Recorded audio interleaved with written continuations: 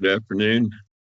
Okay, we're going to talk about understanding the Femap file preferences and common settings this afternoon. I'm Russ Hilley.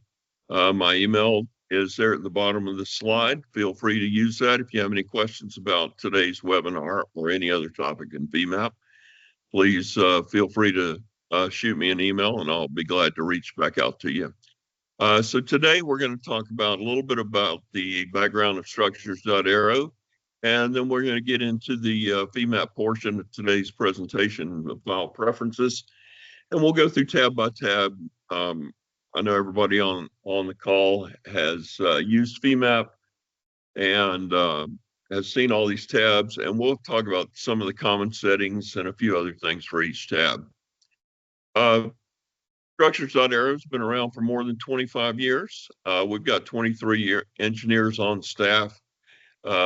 Bachelor's, master's degrees, a couple of PhDs, and we do mostly aerospace and mechanical engineering. And all of our analysis engineers are expert Femap users and use Femap and Nastran every day.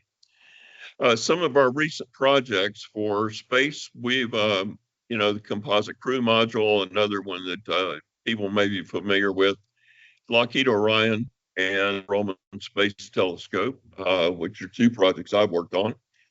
We've had some aircraft projects, including a Piper wing and a couple of commuter craft, experimental aircraft, and a couple of others. We've done several UAVs, you can see here, as well as some heavy structural projects on dredges and crane. So we've had a broad range of experience at SDA.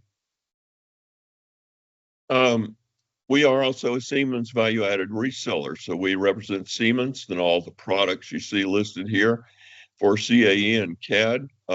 I deal mostly with Femap and NX Nastran, but we also have SimCenter 3D, Flow EFD, Star, FiberSim, NX CAD, Solid Edge, HEADS, and AIMSIM. We do offer training, an introduction to Femap with NX Nastran class, which is coming up in a couple of weeks, if anyone is interested. And we do some advanced Femap training. Usually that's topic driven and customer at a customer request. So that's available as well. And we also do some FiberSim training. We do support all the products we sell. We have expert support of Femap and Nastran. If you dial our support number, I pick that phone up, or if you dial my cell phone, I'm going to pick it up and help you. So we do support Femap, Nastran, FiberSim, and Star. And we have a good relationship with Siemens and the support folks and the developers. So we do have the luxury of going somewhere else to get answers if we don't know the answer. Okay, with that, I want to jump into today's presentation. If you have any other questions about SDA or SDA software, more contact info is coming at the end of the presentation today, so you can reach out. All right, well, I'm going to jump into Femap, and the command we're looking at here is just simply the file preferences. And we're going to start with the Messages tab and just go from tab to tab. Not a lot of important things on here. You can set the font size, and all the colors for the Messages window. One of the things I want to point out here is the max repeated errors.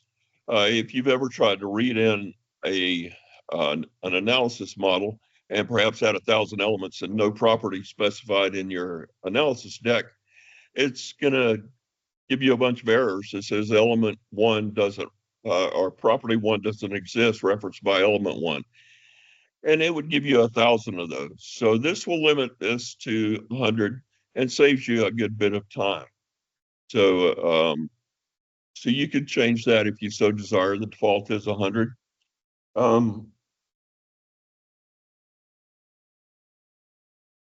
So let's move on to the Views tab. You can set a startup view if you want to do a custom view of any kind, setting in Femap if you want to make a default orientation and have it start there every time.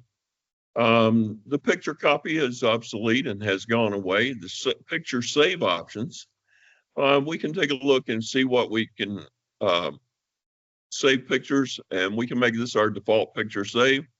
One of the things I do is, I just save it to PNG, but you have the option of doing JPEGs, GIF, or TIFF as well. The animations are defaulted to bitmap, and that will save one cycle of an animation. So if you want to save multiple cycles of an animation, you would just change that to a GIF, and you can save more.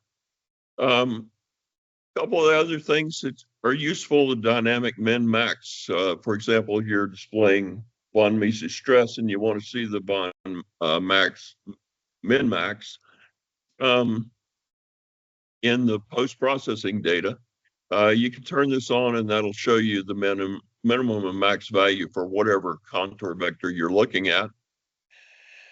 The contour palette, if you want to use a separate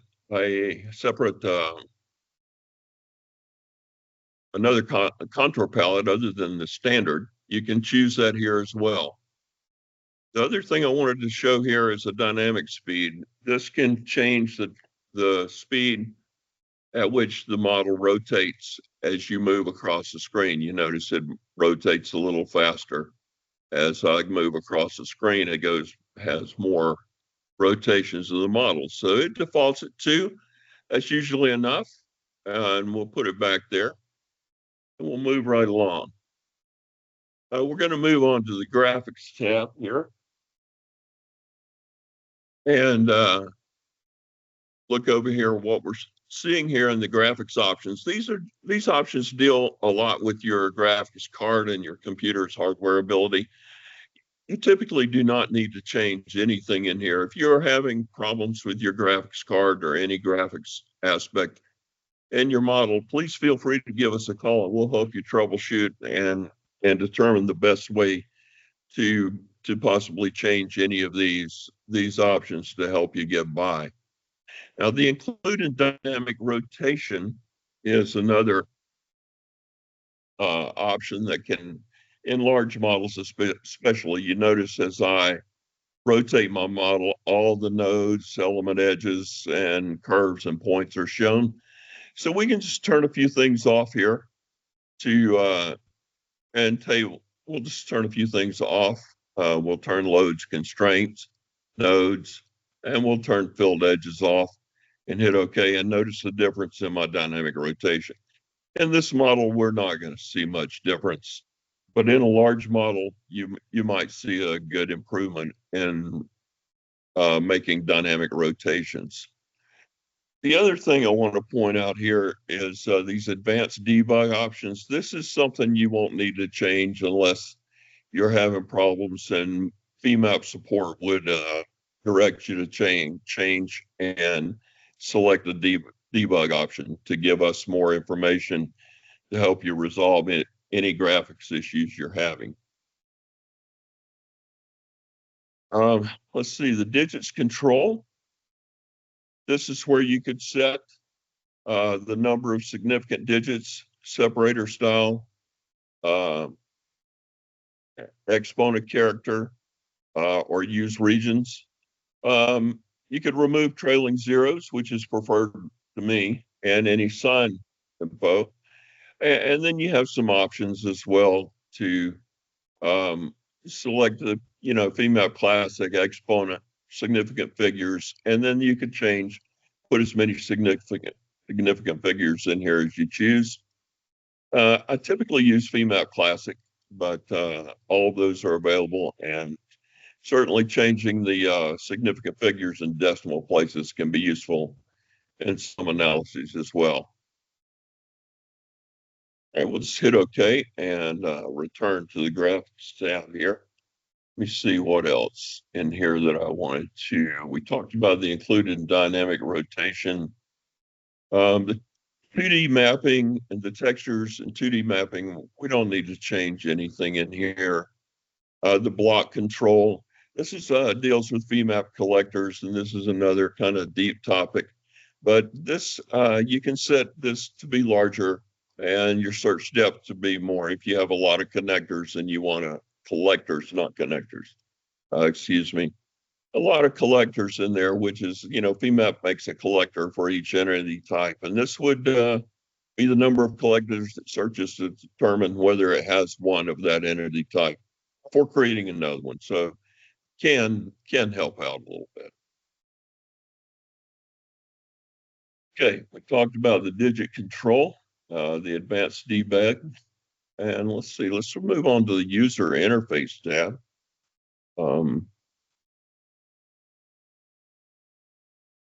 This is everybody has seen this dialog, I'm sure. Everybody's seen probably all of this, I'm sure. But the language default, this is the default language you chose when installing Femap.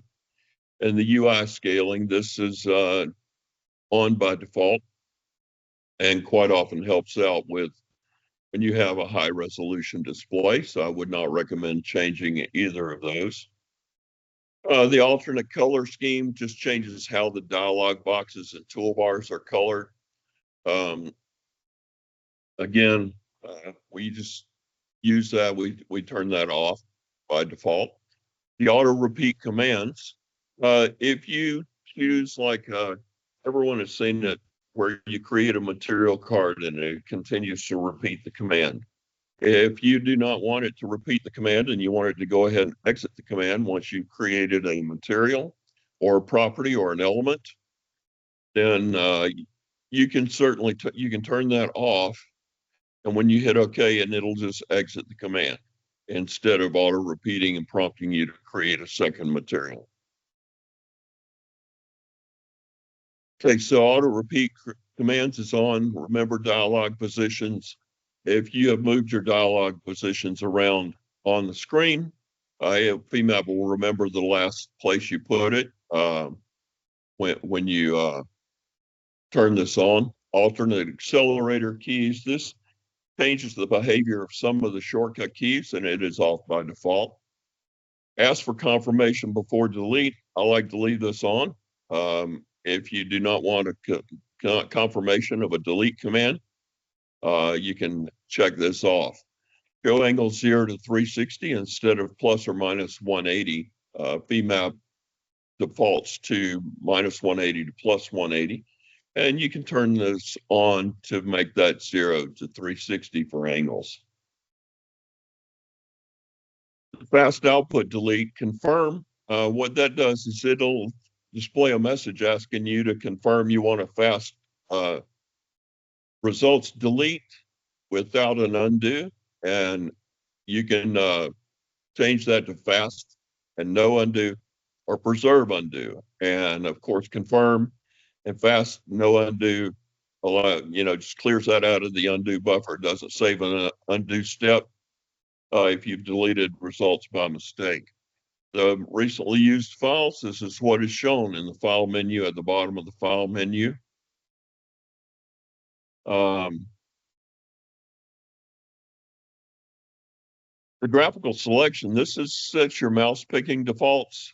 These are also shown on the quick pick menu or the quick access menu here. If you right click on the screen, all of these are shown: snap, smart snap, snap to node, point, normal query in front, or any or all inside. When you set these in here in the graphics tab or the user interface tab, you can set your preferred default. So if you wanted to say pick all inside and pick normal and pick and smart pick, then that will always be your defaults. Tooltip delays in 0.1 seconds. So this is in 1/10 of a second. How long it highlights before the tooltip appears, and this is how long the tooltip stays on the screen. These are set by default, and I prefer to leave those set. Dynamic rotation around cursor location. This quite often keeps us from, grabbing a spot on our model and it rotating around some other view center and rotates your entire model off the screen. So we can use the dynamic rotate around cursor locations and zoom around cursor locations. That most often makes things simple for us. You can make the middle button an OK, click for OK. That's another option for you. That is off by default. And some CAD tools use shift for pan and control for zoom. Of course, Femap uses control for pan and shift for zoom. So you hold the control key to pan and the shift key to zoom. And some CAD tools will do this backwards. And if you want to match up whatever you're using, that's an option for you to do. Under the meshing toolbox, expand active tool only. This keeps the view simple, as there are multiple tools, as we know, in the meshing toolbox. So anyone you choose is going to close the previous tool and only open the active one. And then the auto remesh. You can set a default in the meshing toolbox. Auto remesh is on by default. And you can set a default for every model you open by changing it to track changes or off. That is on by default, and most often we're going to use that. The dockable panes, you can use the animate fly out if your panes are collapsed on the screen. As you see, I have some. You can animate that or not. I think that is off by default. And captions always on top. And what that means is simply, you see how I've got the data table docked down here and the caption or the title of the data table is along the side. Turning that on would force that to have the caption on the top. No matter where that is docked, the caption or the title of that dockable pane would be on top. And the alternate docking symbols is simply this.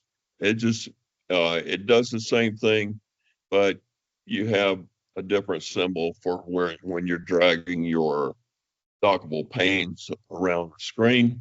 And just to show you what that looks like real quick, there's our indicator and where we're docking our data table at. So I'm going to drop it back down there at the bottom of the screen and go back into the file preferences.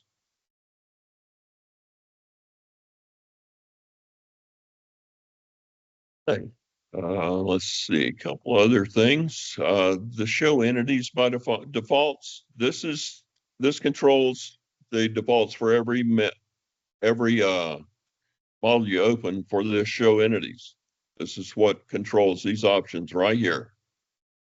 What the defaults will be. So you can set those options in the file preferences the same way you could do on the fly using the show entities command.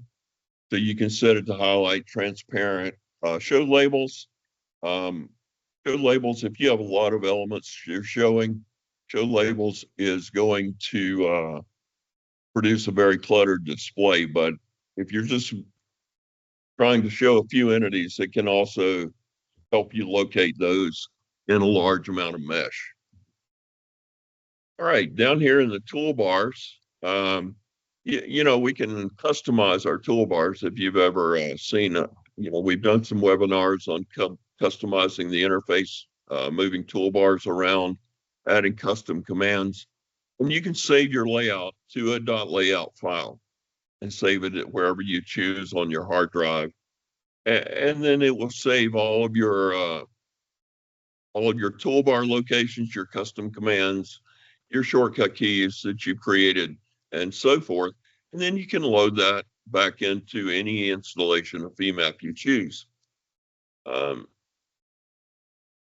Reset user interface will just reset everything to the default position, default settings, the way it was when you first installed Femap. And resetting dialog positions will reset dialogues. If you have chosen to remember dialog locations, it will just reset all of that. And resets all the preferences here in the file preferences to the default settings as they were when you installed it. Okay. So the next one we're going to talk about, the database tab under database options. This one has saved me a few times. If your model corrupts, then, without this on you're left with a couple of options, but they're not ideal. But this will save a backup file, .bak, with the extension .bak, and when you save your model. So when you turn this on, you save your model, and you'll see down in the messages window is creating the .bak. And if your model goes south and you cannot no longer open your modfem, you can go to that back file and rename that to the extension .modfem and open that, and you can start working from your last save. So again, this has helped me a few times, and I can recommend using it. The only downside is you have some files hanging around out there on your hard drive that you'll want to just manage and keep cleaned up from time to time. Cleanup during save, I'm sure everybody has at some time or another used the file rebuild command to compact the database.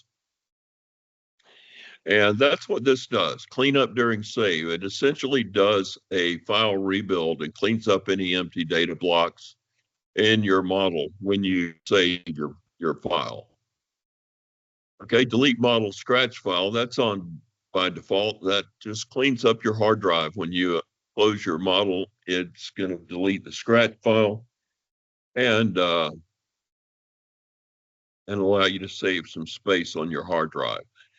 In many cases, this preserve next ID during rebuild. So if you're modeling in a large assembly and in various numbering ranges, this is useful because we still want to be able to do a file rebuild, but we may not want to reset our next ID during that process. We may want to preserve the next ID so that we stay in a specific numbering range. That's where this option can help you. Otherwise, when you do a file rebuild or, and clean up your database, it sets the next ID to the lowest empty ID in your model. So then reset next ID after delete all. So if you delete everything in your model, this resets the next ID back to 1. Okay. Low disk warning at 10 megabytes. That is, everybody knows 10 megabytes is essentially nothing these days. Undo levels is defaults at 20. You can set this as high as 90. This will take up some extra scratch data space. It creates some files that preserve those undos for you.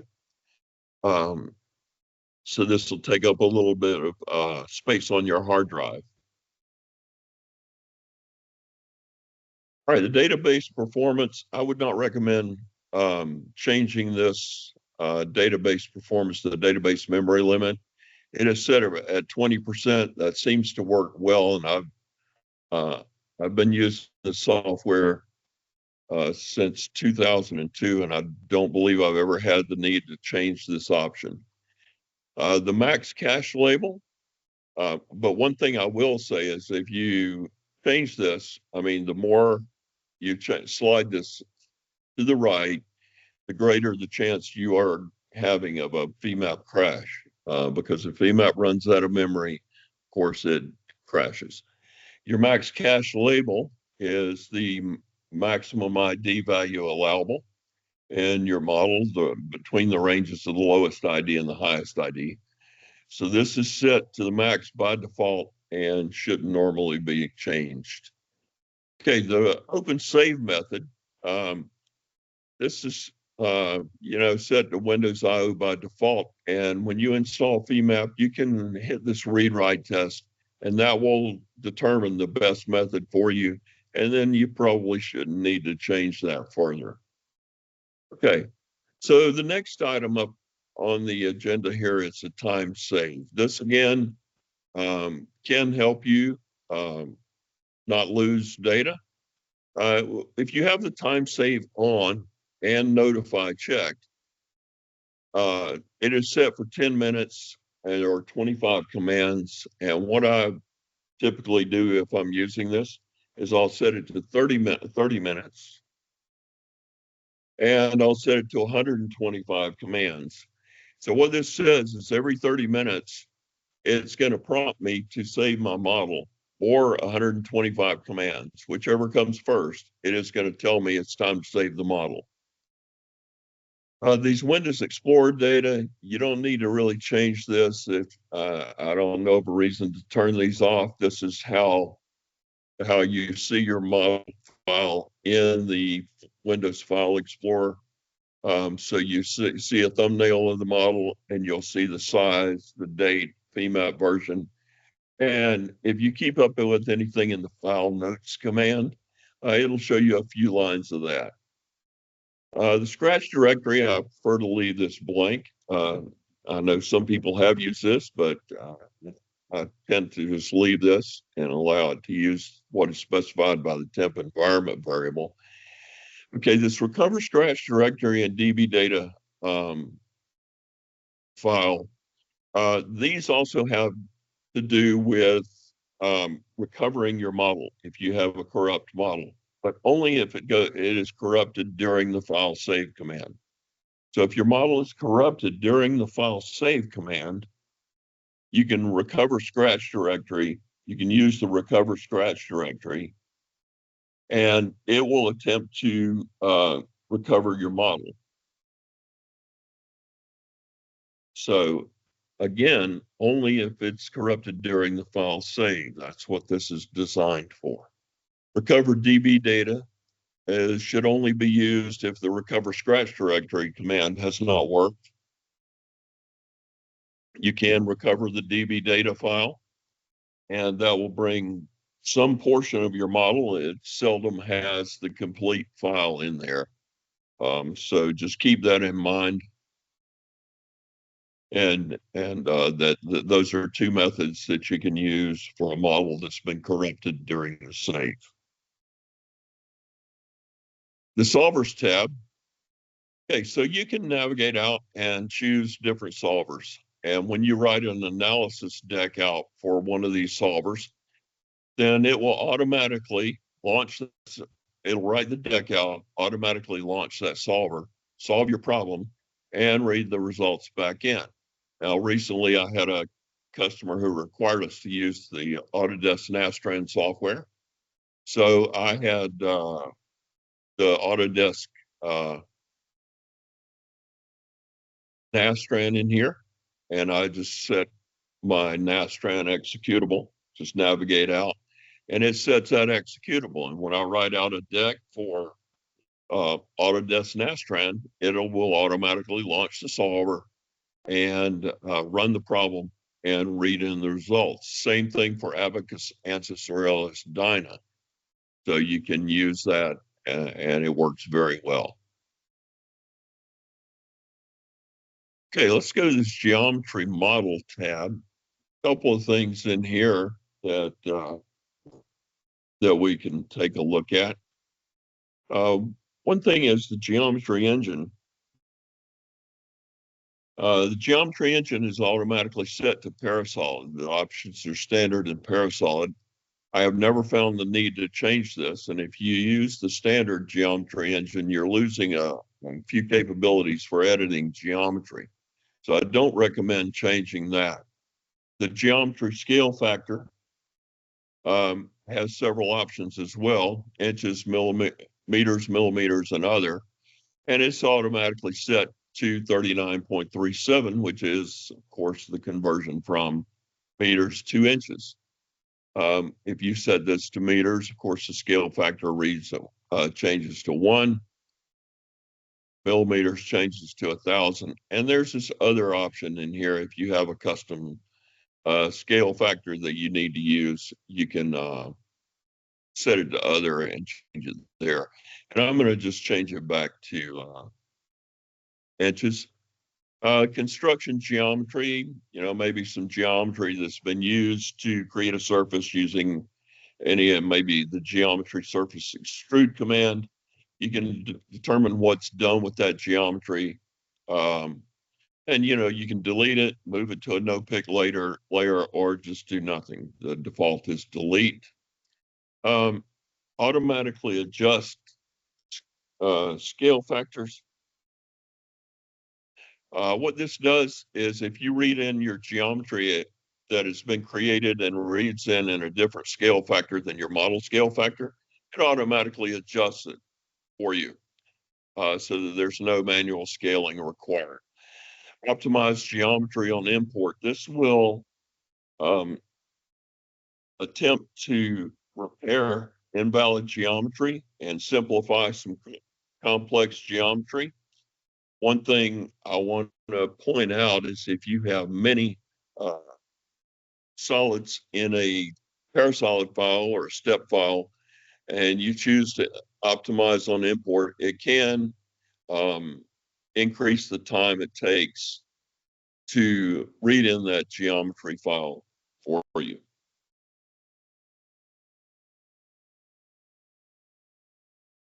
Okay. Next thing I want to point out here is, we have element quality checks in Femap as well, using the tools, check element quality or the element quality in the meshing tools.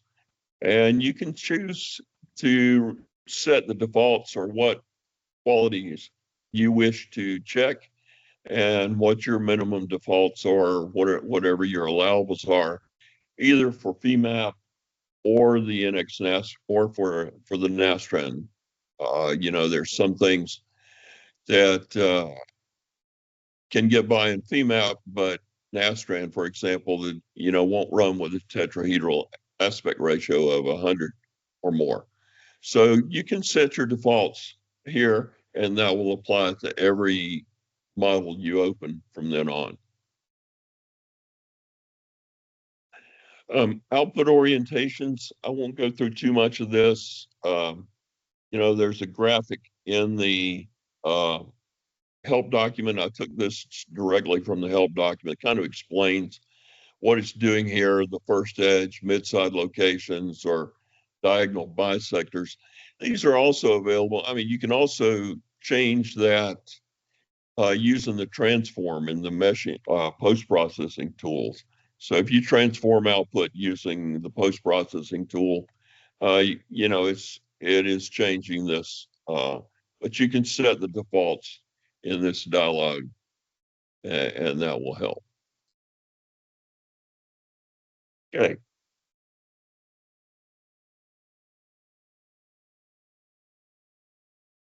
Let's see. All right. Let's see, geometry. Let's go to the interfaces tab. Okay, the interface, our default is SimCenter Nastran. That's what we use, you know, more often than not. If you pull this down, here are all the interfaces you can choose to default to.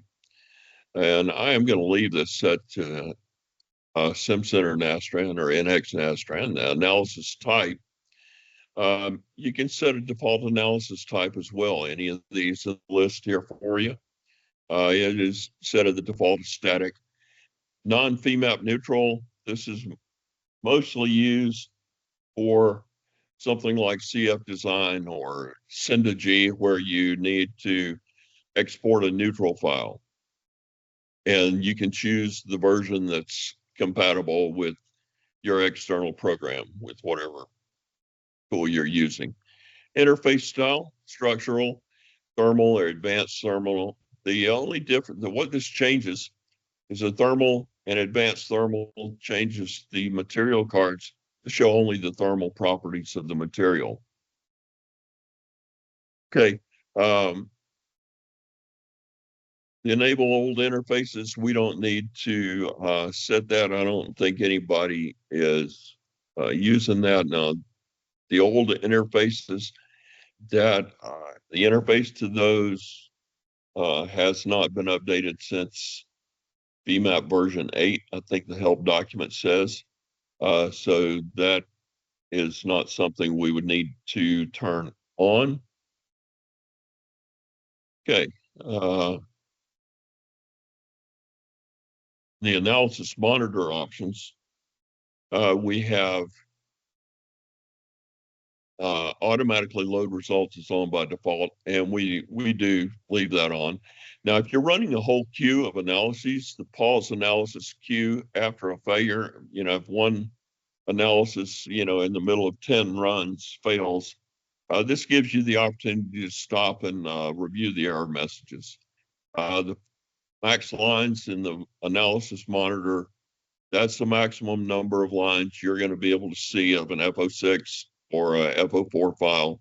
And you can increase this if you want to see more, because honestly, 5,000 lines is not a lot of an F06 or an F04, especially an F06, if you're monitoring that. Okay.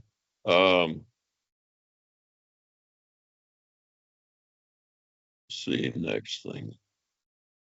These file reference options are said if you're using files, geometry files, and analysis models from a PDM system, this can check or create references or analysis model references, and that'll check every time you open the file, and that can be useful. It just compares the version of the geometry or analysis model in your file to the version on the PDM system. Okay. VizQ, the general solver options run VizQ.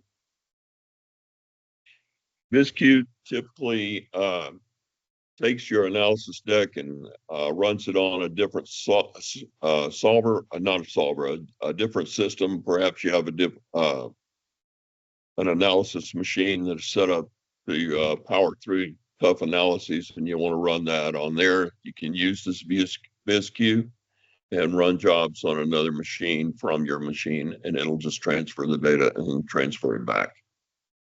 Let's see. What else? Solver memory. This is set 0 for default, which means it's automatic. And what that means is it's going to use the setting in your nas.rcf file.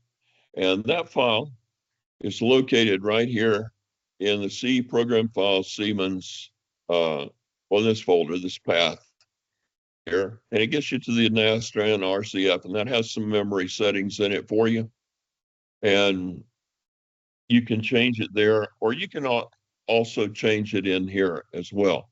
Scratch directory, I would leave this at NASTran default. You can have the option to use your scratch, a Femap scratch, or the output directory.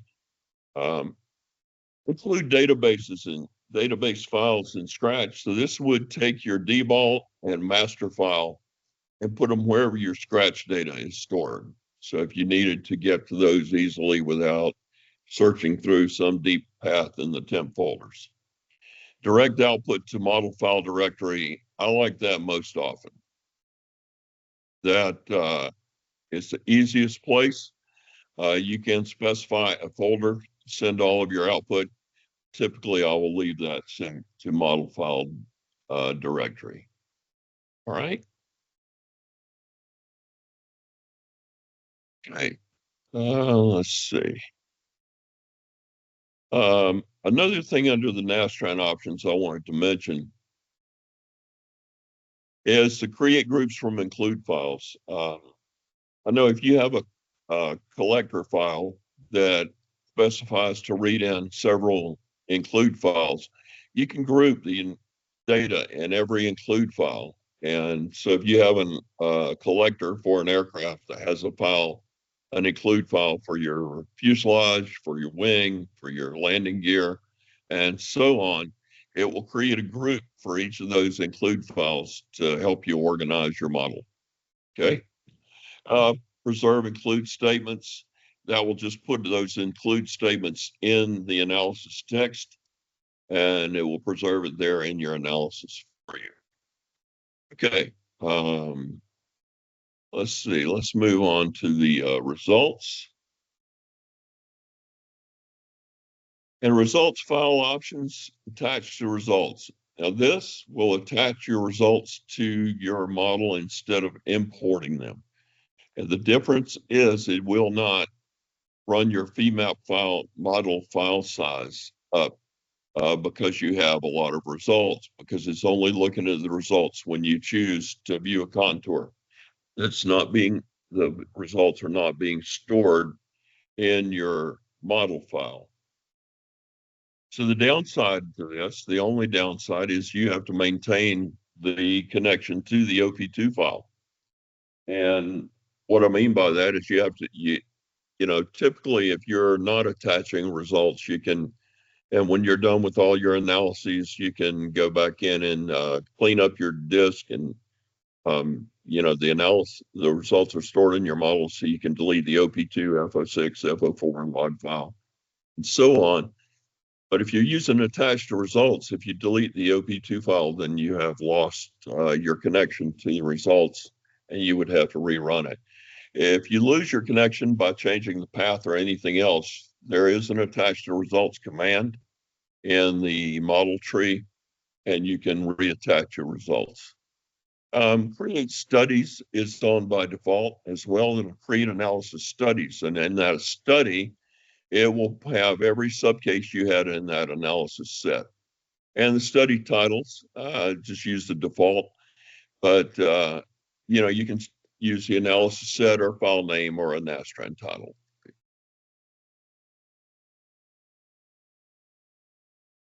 All right.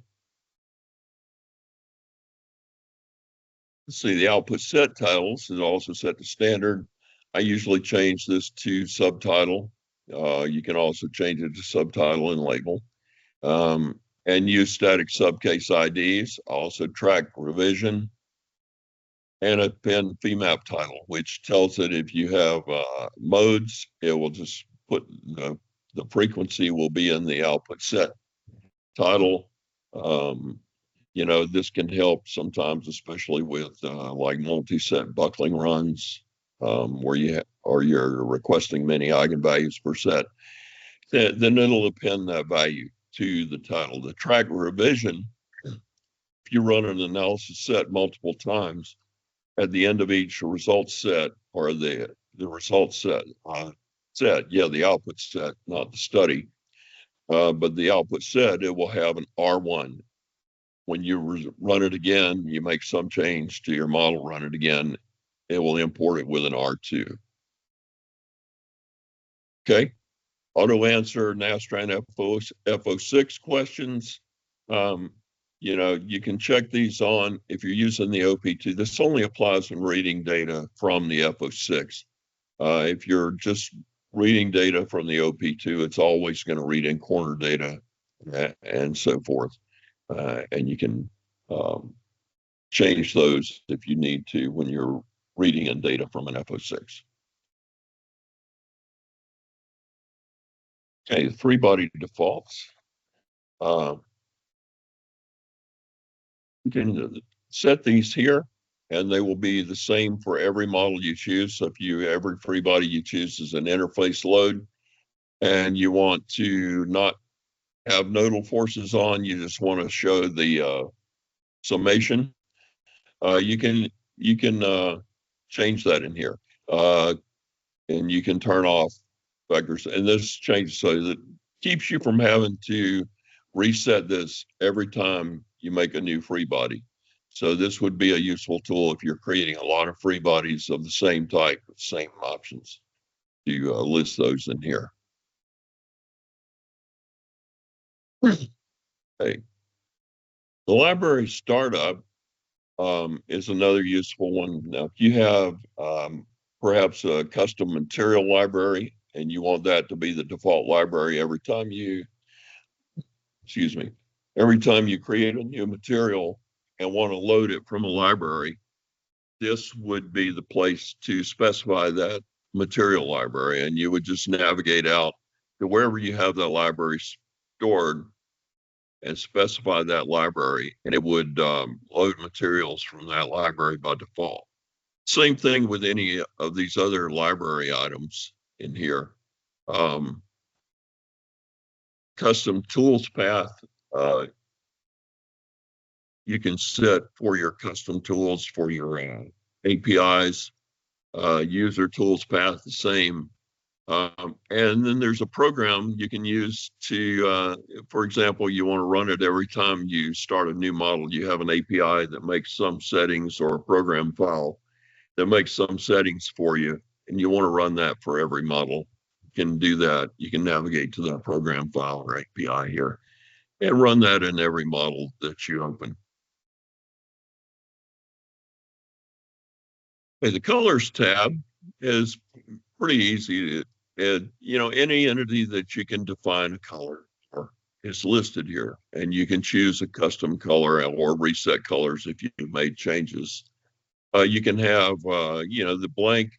If you leave the palettes blank, um, they're going to use the standard palette, but you can navigate out, and there are a few here in Femap that you could use, as well as contour palettes. There's a couple of contour palettes in here that you could choose. But if you had some custom contour palette, color palette, you can define that here, and that would use in every new model you create.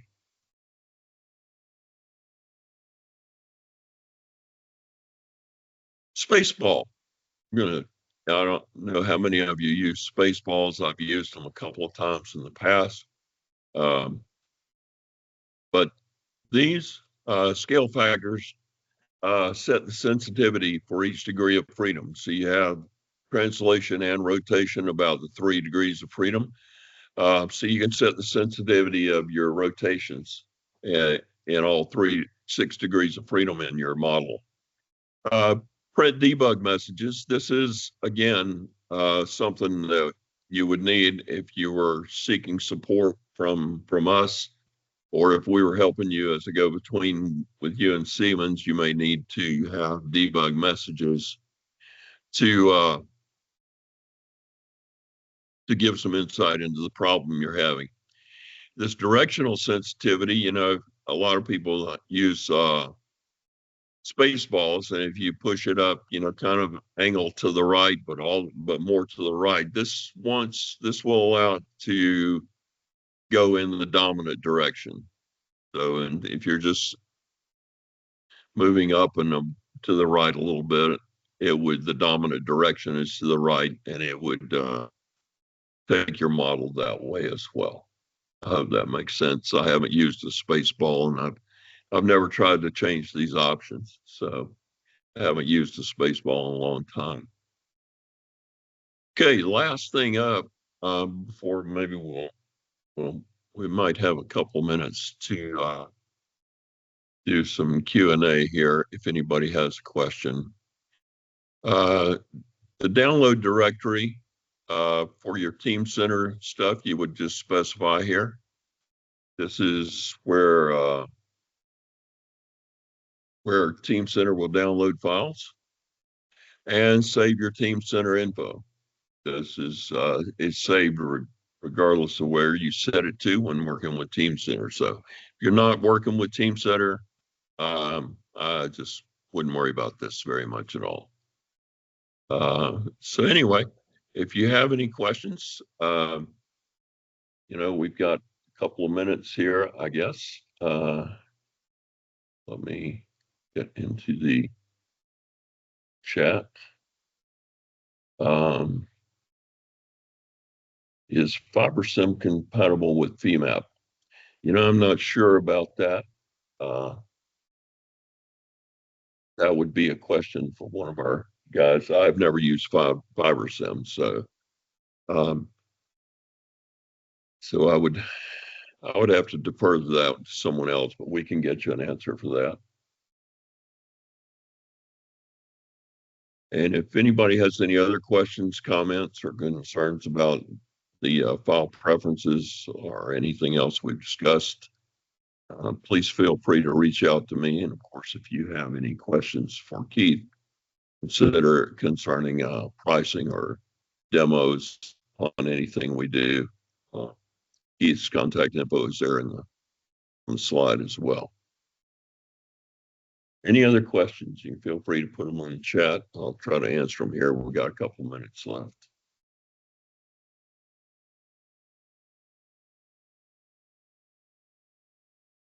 Okay, can we use multiple cores and processors to solve a simulation faster? The answer is yes. That is not set in the file preferences, but that is set in the analysis set itself. So if you go into your analysis set, manage, and you edit that, that is right here, the number of SMP or DMP cores. And again, you can use here solver memory as well, but you can put the number of cores here. And that will speed up your processing some.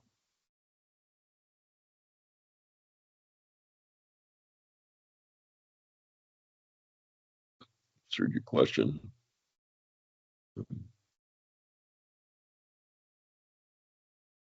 Anything else?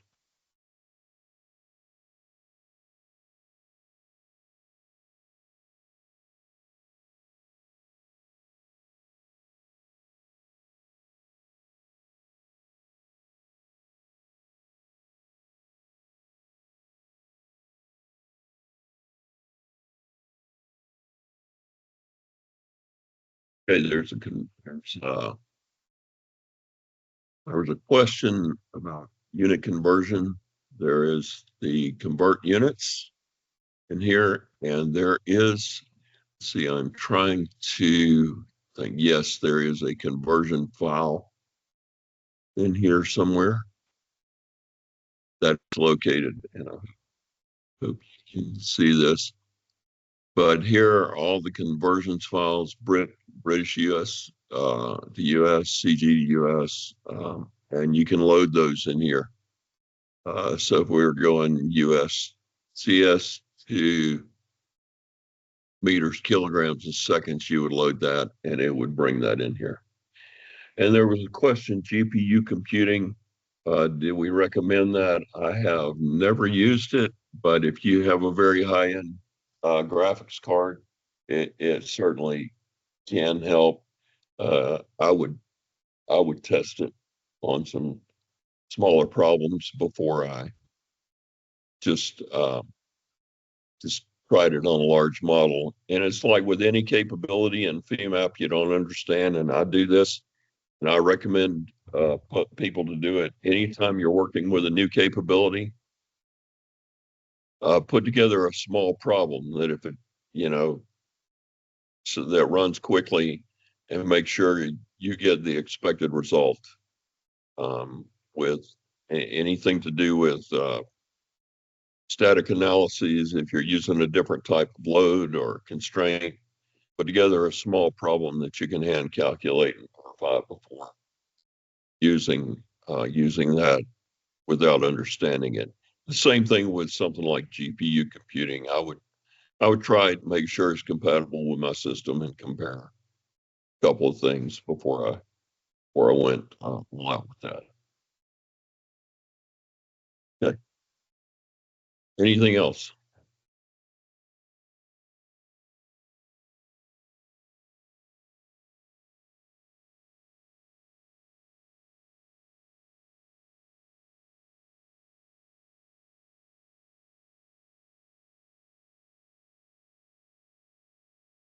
Any tips for dealing with models placed on a server? Um, well, if it's for placing it on a storage server for storage, don't I don't really understand the question. If you're using a network storage and your servers, you have a network, I would not try opening models across a network connection. The other thing I would definitely not do is try to run an analysis on a model I opened from a network location. If you have a glitch in communication between your computer and the network, you're very likely to have problems running your analysis. We got time for one more if anybody has anything. Yes. So working with and running your models, I'd recommend placing them on your local machine. Yes. Okay, folks. Well, We appreciate your time this afternoon. Hope we have made it worth you taking the time to spend with us. Again, if you have any questions, please feel free to reach out to me and or Keith, and we'll see that your questions get answered. Um, this is also, my email and phone number are down here as well as Keith. So we'll be glad to help you in any way we can with any issues you have with Femap or any software needs you have. All right. Thank you, guys. Appreciate it. And we'll see you on the next one.